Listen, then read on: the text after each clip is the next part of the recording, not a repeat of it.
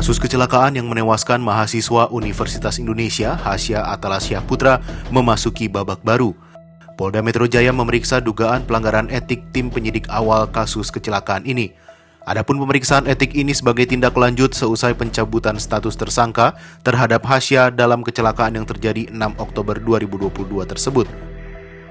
Kabid Humas Polda Metro Jaya Kombes Truno Yudo Wisnu Andiko di Jakarta Kamis 9 Februari 2023 menyebut penyidik awal yang menangani kasus kecelakaan ini telah diperiksa dan menjalani sidang etik sejak Selasa 7 Februari. Penyidik terdahulu diberikan sanksi sidang kode etik.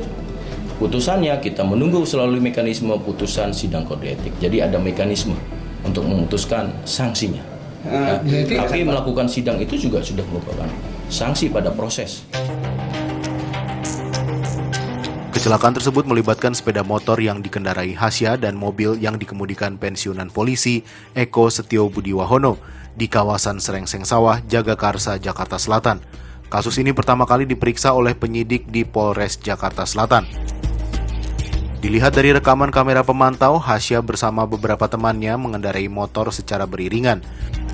Hasya tiba-tiba melihat motor di depannya melaju lambat hingga kemudian dia refleks mengelak ke sisi kanan seraya mengerem.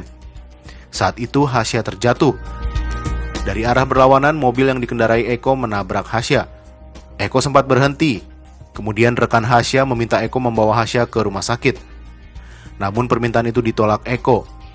Hasya pun tidak cepat dibawa ke rumah sakit untuk mendapatkan pertolongan hingga akhirnya meninggal. Penetapan Hasya sebagai tersangka belakangan diduga akibat ketidaksesuaian prosedur penyelidikan awal. Kapolda Metro Jaya Irjen Fadil Imran kemudian memerintahkan penyidik diperiksa dan diberi sanksi sesuai putusan sidang kode etik. Senin 6 Februari 2023, polisi menyampaikan berdasarkan hasil tim pemonitor, asistensi, dan evaluasi, ditemukan beberapa ketidaksesuaian administrasi prosedur atas kasus kecelakaan Hasya.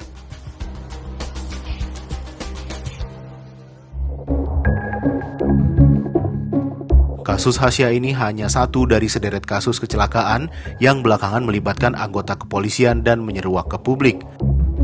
Dalam hitungan kurang dari 1 bulan, 2 kecelakaan yang melibatkan anggota kepolisian menyebabkan jatuhnya 2 korban, 1 tewas dan 1 luka-luka. Pada 20 Januari 2023, terjadi kecelakaan yang melibatkan 2 kendaraan, mobil dan motor di wilayah Cianjur, Jawa Barat. Polisi menetapkan SG, sopir mobil mewah Audi A6, sebagai tersangka tabrak lari yang menewaskan seorang mahasiswi di Cianjur, Jawa Barat. Berdasarkan keterangan dari penumpang mobil Audi A6 yang mengaku sebagai istri seorang polisi, mobil Audi tersebut merupakan milik anggota kepolisian. Terakhir pada 6 Februari 2023, mobil berplat polisi terlibat kecelakaan dengan pengendara sepeda motor di kawasan Arion Rawamangun, Jakarta Timur.